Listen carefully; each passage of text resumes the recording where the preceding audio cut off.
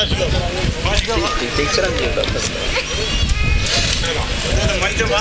बात कह करके वो राक्षस वहां से अंतर्ध्यान हो गया। पवन रेखा लौट आई घर पे। उसने किसी को नहीं बताया कि रास्ता में मतलब मेरे साथ क्या हुआ क्या नहीं हुआ। धीरे धीरे वक्त गुजरने लगा। जब वक्त गुजरने लगा है तो प्रसव का समय आया। उग्रसेन के घर में पवन रेखा के गर्भ से लड़का पैदा हुआ। और जब लड़का पैदा हुआ तो असगुन ही असगुन नजर में आने लगे बाहर। देखो, घर में जब सपूत पैदा होता है तो सगुन दिखाई देते हैं। कुल कपूत पैदा होता है तो असगुन ही असगुन नजर आते हैं।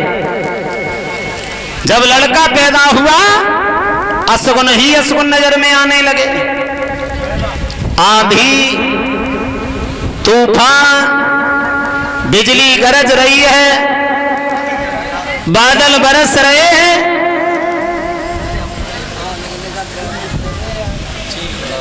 जब लड़का पैदा हुआ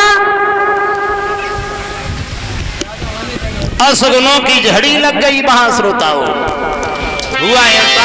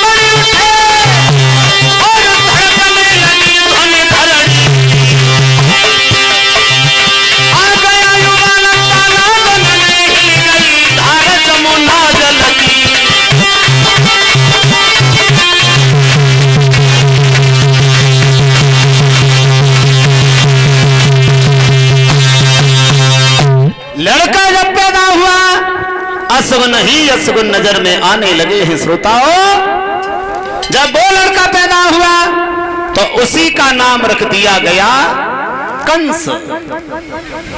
कंस। अब कंस धीरे धीरे बड़ा होने लगा। कितना बड़ा हुआ?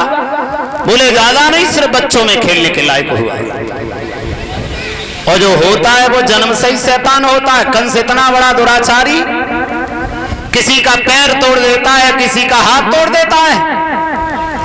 एक बच्चा बोला है, कंस भैया तुम्हें मालूम है आज मैंने क्या खाया? क्या खाया? बोले हमने खीर खाई है। खीर? कंस बोला हम कैसे जाने तूने खीर खाई है? तू अपनी जीभ निकाल और हमारी जीभ से लगा। तेरी अगर जीभ मीठी होगी तो हम समझेंगे तूने खीर खाई है। बोला भाला बच्चा नहीं समझा, उसने जीभ बाहर निकाली। कंस ने अपने दांतों से ही उसकी जीभ को काट लिया। इतना बड़ा शैतान। शिकायतें उग्रसेन के पास में आने लगी। उग्रसेन समझाते हुए बोले कंस पागल हो गए क्या? शेर अगर अपने शरीर के अभिमान में आकर के जंगल को उजाड़ना शुरू कर देगा तो फिर शरीर को कहां छुपाएगा? जानते नहीं हो कि प्रजा के साथ क्या व्यवहार करना चाहिए। कंस बोला समझ गए पिताजी, समझ गए। अब क्या समझ गए? बोले चिल्लाओ नहीं, समझ गए। अब तुम्हारे ऊपर बुढ़ापा है और बुढ़ापे में राज्य नहीं, आराम की जरूरत है। सच बोलना भैया,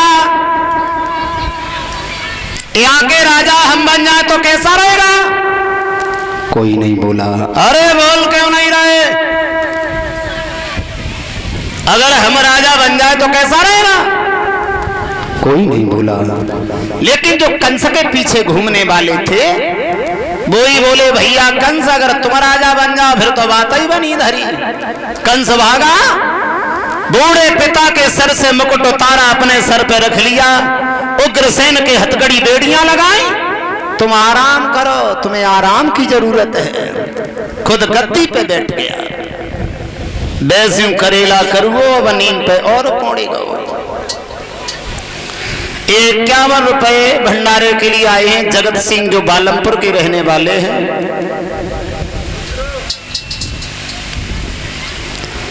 501 रुपया, 2 टीन, 1 बोरी चीनी और 1 बोरी गेहूं।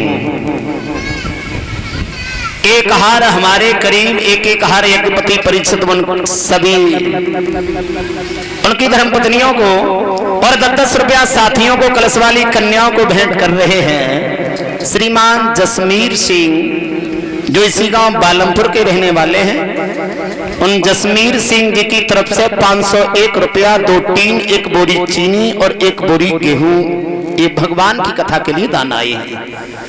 भगवान ऐसे भक्तों को सदा आगे बढ़ाता रहे, समाज का सम्मान मिलता रहे, दीर्घ आयु देता रहे।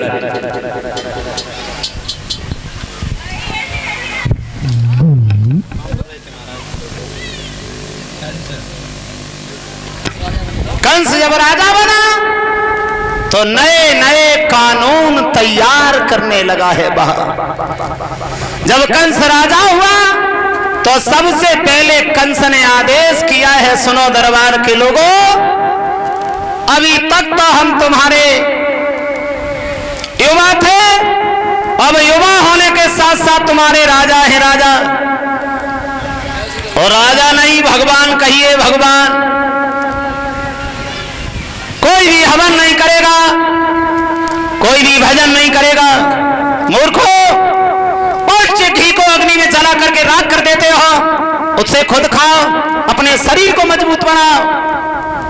माता पिता ज्यादा बूढ़े हो जाएं तो व्यर्थ में न खिला उठा के नदी नाले में फेंक आओ। संत महात्मा कई मिले पकड़ करके हमारी जेल में भर दो, अब वही होगा जो हम कहेंगे। कंस जब राजा बना तो नए नए कानून तैयार करने लगा। सबसे पहले मुसीबत आई महात्मा लोगों के ऊपर। तो अधिकारी बहुजन कंस राजी, कानून नए नए बनने लगे।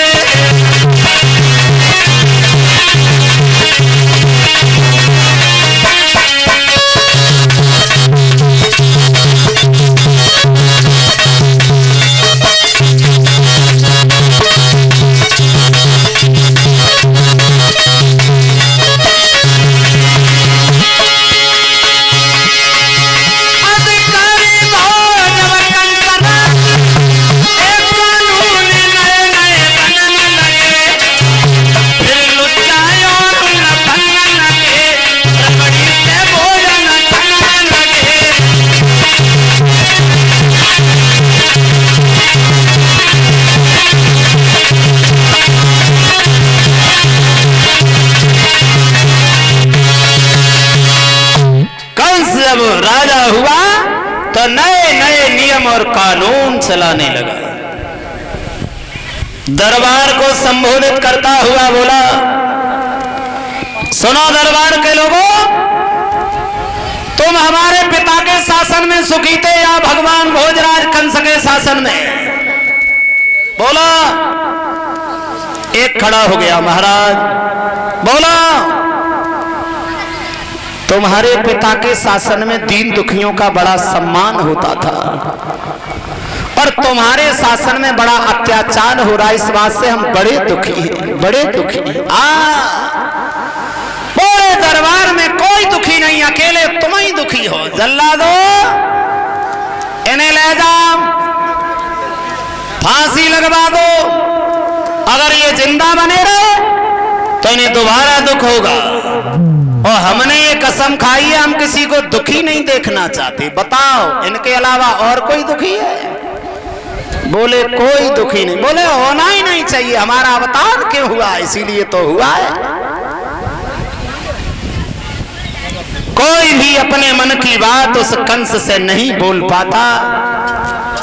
कंस ने जवाब दिया, सुनो लोगों, अब तुम्हारा राजा ये कंस शादी के लायक हो गया है। कोई सुंदर लड़की बताओ कोई सुंदर घर बताओ जहां हम अपनी शादी कर सके। एक खड़ा हो गया महाराज, मगध के जो रहने वाले जरासंध है ना, हाँ, उनके घर में 2 बेटियां हैं, दोनों जवान हैं, सुंदर हैं, शादी के लायक हैं। कंस बोला हो गया फैसला, आज ही जाऊंगा। और एक सन आई, दोनों से शादी करके ही आऊंगा। अब चला है वो कंस शादी करने के लिए, लेकिन जो जरासंध की बेटियां थी, वे दोनों चंद्रवदन उजियारी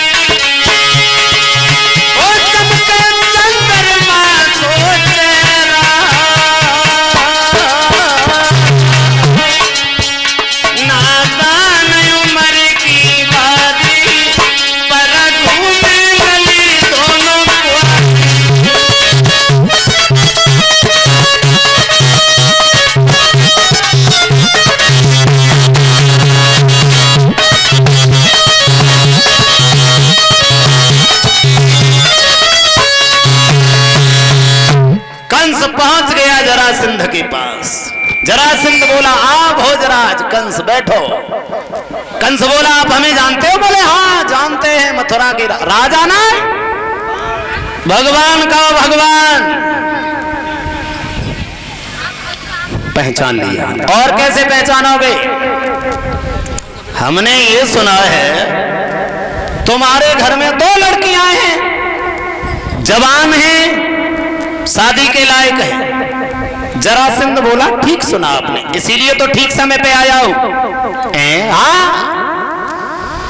दोनों बेटियों की शादी हमारे साथ में कर दो, और जरा भी आना खानी की ना, नतीजा गलत हो जाएगा।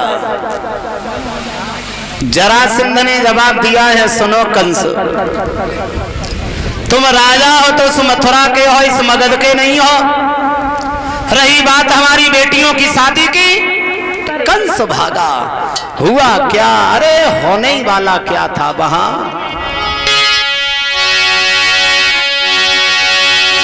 फिर कंस राजा और हाथी में बात टिकी भाई लड़ाई।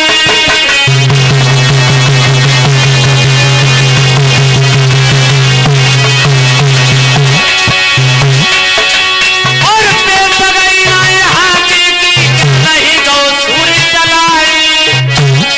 हार गया हाथी।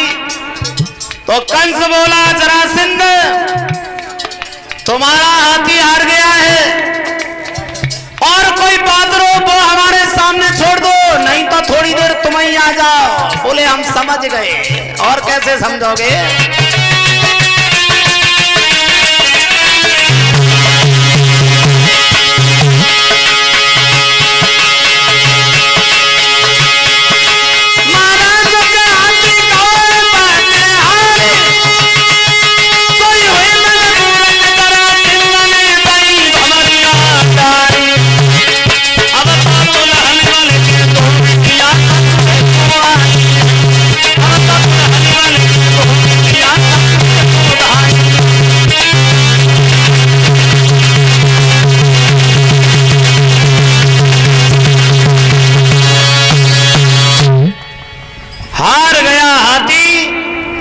शर्त के अनुसार जरासंध को दोनों बेटियों की शादी कंस के साथ करनी पड़ी।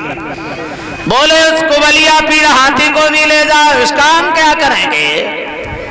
शादी करने के बाद कंस लौट आया, रहने लगता है मथुरा में, लेकिन दिन प्रतिदिन अत्याचार बढ़ाता ही चला गया। सब दीन दुखी रो रहे हैं, चिल्ला रहे हैं। कंस दिन प्रतिदिन अत्याचार बढ़ाता ही चला जा रहा है अपने शासन में। कंस तो अत्याचार बढ़ा ही रहा है, लेकिन कंस के घर में जो कंस के चाचा थे देवक, इन देवक के घर में 7 लड़कियां थी। सबसे छोटी थी देवकी। तो 6 बहनों की शादी बटेश्वर के पास रहने वाले सौरीपुर गांव के जो वसुदेव थे उनके साथ में की गई। सबसे छोटी बच्ची है देवकी। कंस ने वसुदेव को बुलाया और जवाब दिया है, बहनोई साहब, तुम्हारी आदत से हम बहुत खुश हैं। हमने 6 बहनों की शादी तुम्हारे साथ में कर दी है। सबसे बच्ची है छोटी देवकी, सोचते तुमसे ही शादी कर दी जाए, आपके क्या विचार हैं? वसुदेव बोले, हम काहे को मना करें, तैयार, एकदम तैयार। तो बोले तैयार हो जाओ, बारात लेकर के आओ। कंस फिर मथुरा में आया, देवकी को बुला करके जवाब दिया, सुना बहन, हमने तुम्हारी शादी वसुदेव से पक्की कर दी है। अब मथुरा से जाकर के बटेश्वर में किसी से दबना नहीं, घमंड से जाकर के कह देना भोजराज कंस की बहन है।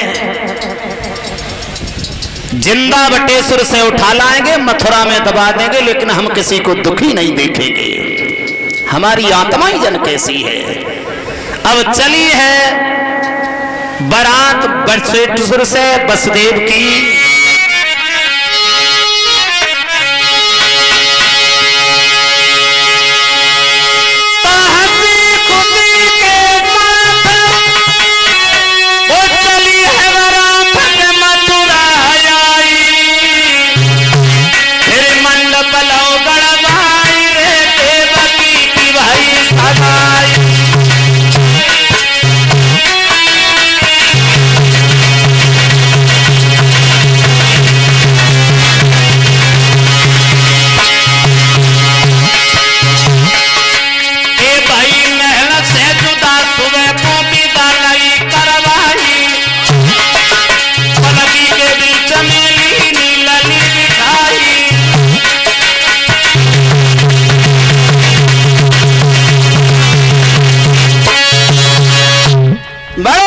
खुशी के साथ कंस ने देवकी की शादी वसुदेव से कर दी।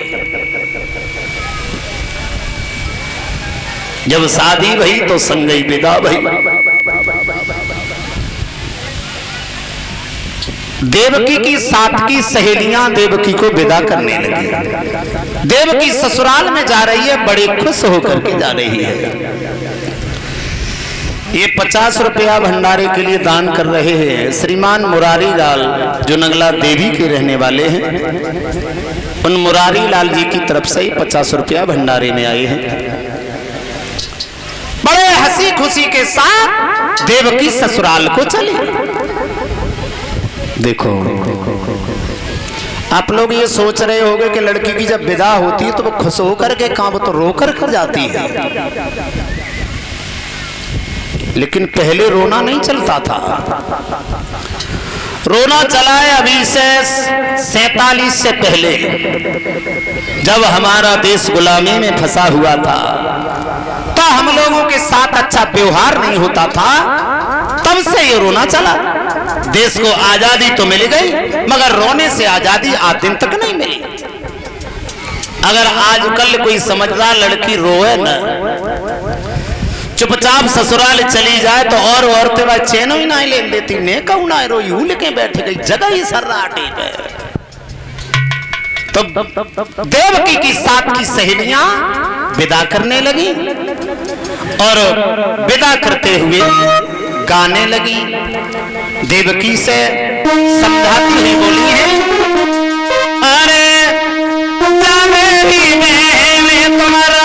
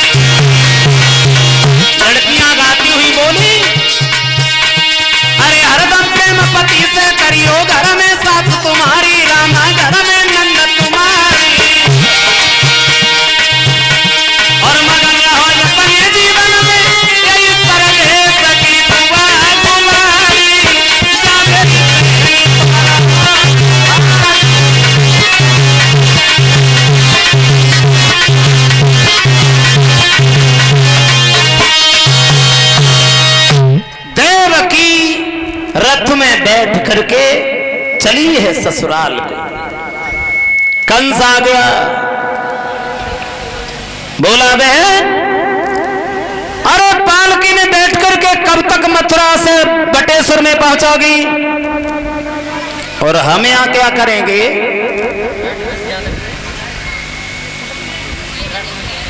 चलो हमारे रथ में बैठ जाओ, थोड़ी दूर तक तुम्हें हम ही छोड़ देते। अब देवकी को कंस ने रथ में बिठा लिया और विदा करने लगा। लेकिन जब विदा करने लगा है तो हुआ ऐसा,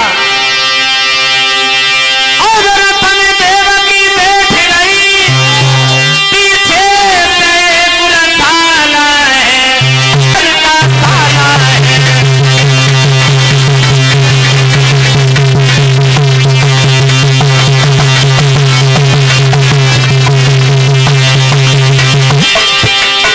बड़े हंसी खुशी के साथ कंस विदा कर रहा है तो आकाशवाणी होने लगी।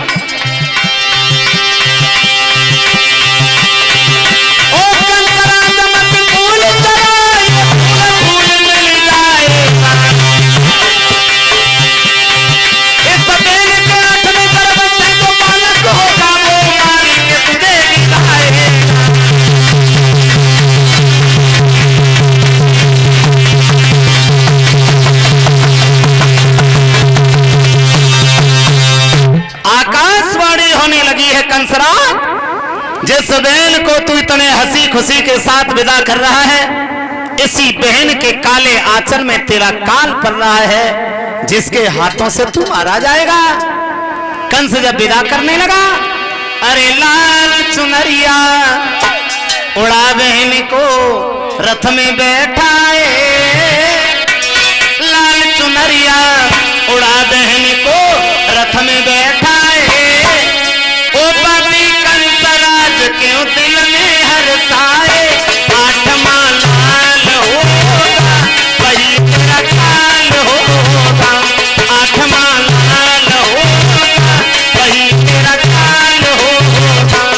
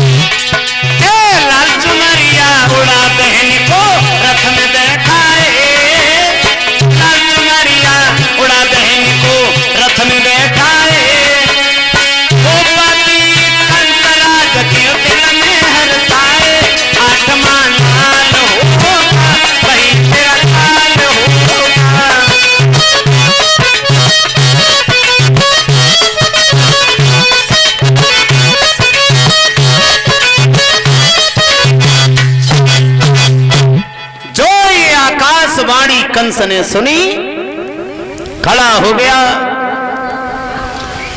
देवकी को रथ से नीचे खींच लिया। बहन माफ करना, तुम अगर जिंदा बनी रही तो हम जिंदा नहीं रहेंगे, और अगर हम मर गए तो हमारे प्रजा के लोग हमारे पीछे ही रो रो करके मर जाएंगे, क्योंकि बिना मतलब के कोई पाप नहीं होता, और जब जान पे नौबत आ जाती है तो सगे बेटे का पाप नहीं होता। तलवार लेकर के मारना चाहा तो वसुदेव सामने पहुंच गए। कंसराज, इस बहन को मार रहे हो? हाँ, मारो नहीं। कंस बोला, तुम कौन होते हो बीच में बोलने वाले? बहन हमारी, हमारे यहाँ छोड़े। तो वसुदेव बोले, कंसराज बहन तुम्हारी है तो पत्नी हमारी भी है, मारो नहीं।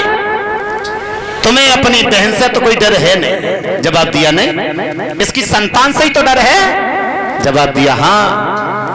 तो हम ये सौगंध खाते हैं, देवकी के जो भी बच्चा पैदा होंगे वो हम तुम्हारे करीब भिजवाते रहेंगे। मारना या छोड़ना ये फैसला आपके हाथ में है। कंस बोला हाँ ये बात सही रही, तो अब तुम बटेश्वर में नहीं जाओगे। वसुदेव और देवकी के हथकड़ी बेड़ियां लगाई हैं, तुम भी आराम करो, इसी मथुरा की जेल खाने में तुम भी रहो। उन्हें भी डाल दिया, खुद गद्दी पे बैठ गया। अब धीरे धीरे वक्त गुजरने लगता है श्रोताओं। तो कुछ वर्षों के बाद देवकी के गर्भ से पहला बालक पैदा होता है, और जब पहला बालक जेल खानों में पैदा हुआ, अरे जगमग जगमग होई जेल में जोर जरोरे दियो,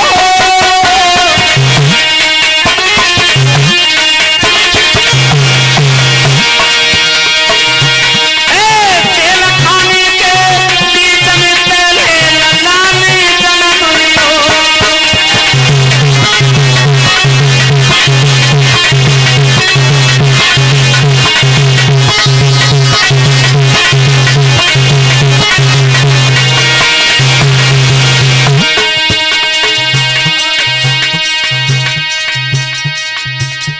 पहला लड़का पैदा हुआ, देवकी रोने लगी, कहती है महाराज हमारे इस बच्चे को बचा लो। तो वसुदेव कहते हैं देवकी इस बच्चे को हमें दे दो, क्योंकि हमने सौगंध खाई इसे कंस के पास ले जाएंगे। अरे करो करी ले अपन रे हियो, पहले उत्तम में काठी जन्म नाय बेटा मेरे लियो।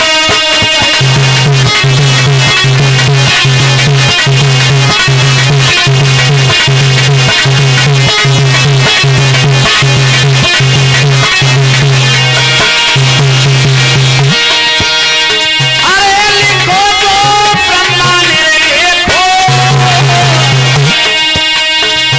अब होना कोई होए मिटैया, नाई कोई रे देखो भैया।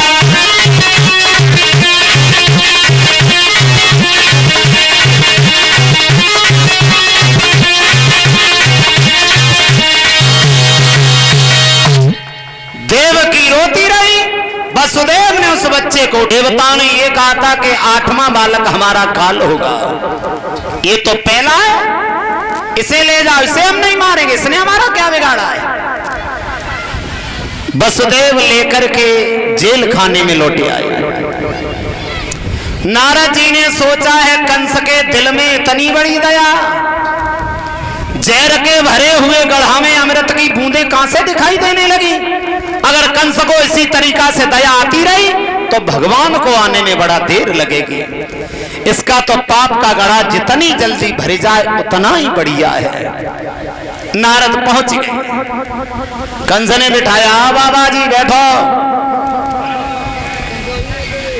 वैसे हमें महात्माओं से कुदरती जलन है, घृणा है, लेकिन हम तुम्हारा बड़ा सम्मान करते हैं क्योंकि तुम अच्छे साधु हो, बैठो। नारद पूछने लगे, कंसराज क्या देवकी के गर्भ से कोई बालक पैदा हुआ? जवाब दिया हाँ, थोड़ी देर पहले आ जाते तो बच्चा तुम्हें भी मिल जाता, वो पहला था इसलिए हमने लौटा दिया, मारा नहीं। नारद कहने लगे तो इसका मतलब ये हुआ है कि कंसराज तुम्हारी मौत आ गई। कंस गद्दी से उछल पड़ा, बाबा नारद किधर से आ गई? बोले दिखाई नहीं देती। पहला 5वां बन जाए, 5वां तीसरा बन जाए, तीसरा 8वां बन जाए, 8वां पहला बन जाए, ये किसने देखा? सब अंदर की बात है। तो कंस कहने लगा इसका मतलब यह है कि देवकी का कोई भी बच्चा बचना नहीं चाहिए। नारद बोले जो बात थी वो हमने तुम्हें बताई, अब मारो या छोड़ो फैसला तुम्हारे हाथ। नारद उठे, चल दिए। कंस कहने लगा बाबा तुमने तो आज हमारी बुद्धि के किवाड़े ही खोल दिए, ये बात तुमने हमें न बताई होती तो हम तो मर गए होते। तुम बड़े अच्छे साधु हो बाबा, बड़े अच्छे साधु जो सबका उद्धार चाहते हो। मुस्कुराते हुए नारद बोले, कंसराज सबका तो हम बाद में चाहते हैं, लेकिन सबसे पहले तुम्हारा चाहते हैं, लेकिन क्या करें, बड़ा देर हो रही है। उठे चले गए। कंस भागा, बहन इस बच्चे को हमें दे दो। देवकी बोली, भैया ये तो वही बालक है जो अभी तुमने छोड़ दिया था। बोले, छोड़ दिया वो तब छोड़ दिया, अब नहीं छोड़ूंगा। गोद से झटका देकर के उस बच्चे को खींच लिया, पैरों की तरफ से घुमा करके जब चट्टान से मारा है तो उस नन्हे से बच्चे के मांस की बोटियां बोटियां बिखरी गई। देवकी जेल खाने में रोती रह गई। कंस दरबार को चला आया। देवकी रो रही है, हे परमपिता परमेश्वर, ये तुमने क्या किया।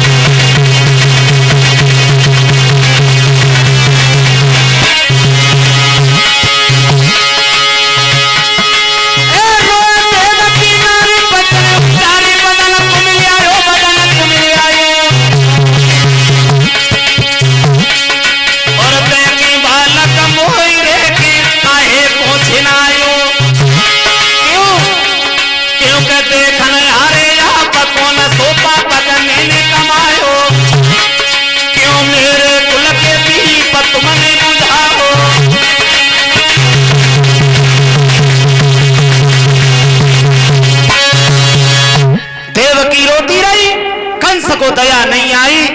इसी तरीका से कंस ने देवकी के 6 बालक मौत के घाट उतार दिए।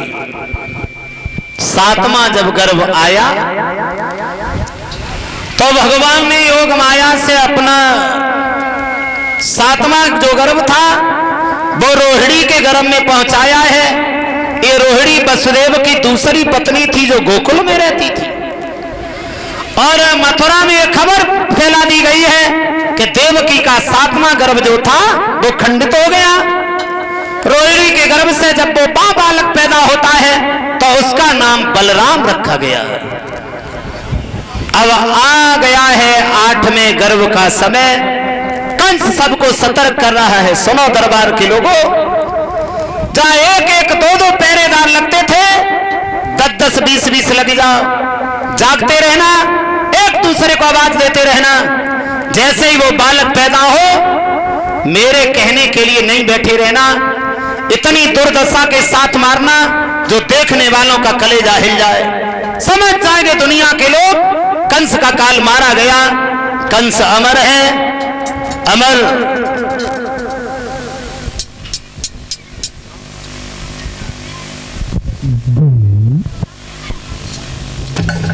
तैयारियों में जुट जाता है वो कंस। हुआ ऐसा 8वें गर्भ की बारी थी, उत कंस के यहाँ तैयारी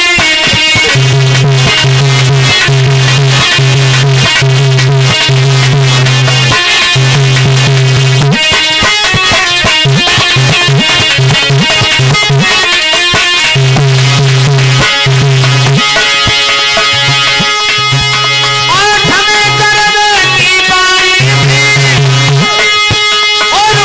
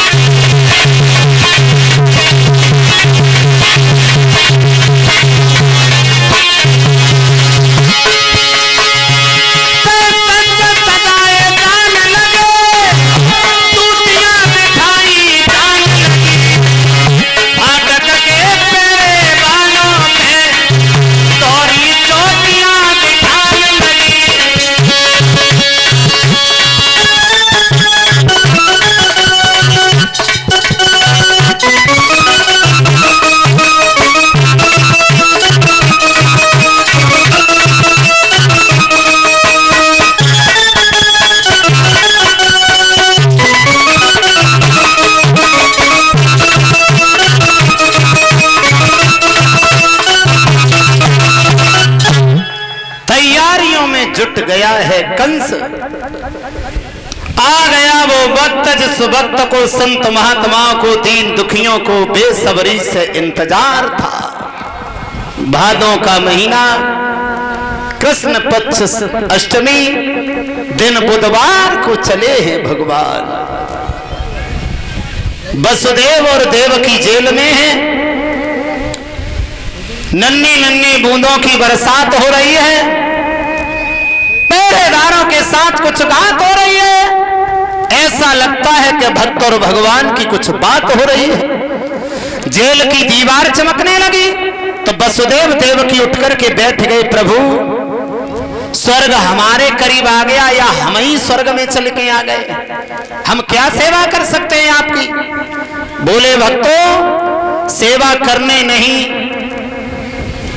कराने के लिए नहीं, हम करने के लिए आ रहे हैं। जैसे ही हम अवतार लेकर के तुम्हारी गोदी में आ जाए तो रात ही रात में हो सके हमें गोकुल में पहुंचा देना। हमारी योग माया ने बच्ची के रूप में जो गोकुल में जन्म लिया है उसे लेकर के आप मथुरा में चली आना।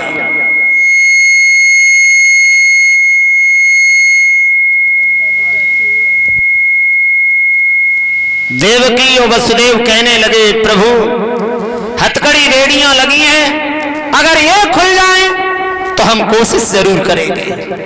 कहने की देर थी, हथकड़ी बेड़ियां खुली नजर आती हैं और वो भगवान वहां से अंतर्ध्यान होते हैं एक छोटे से शिशु के रूप में और आ गए देवकी की गोदी में। बोलिए भक्तवत्सल भगवान की। ऐसा ही नहीं, भादों की रात काली झोंकी है अंधेरिया, भादों की रात काली झोंकी है अंधेरिया। अजब कमाल जायो देवकी लाल, देखो जेलन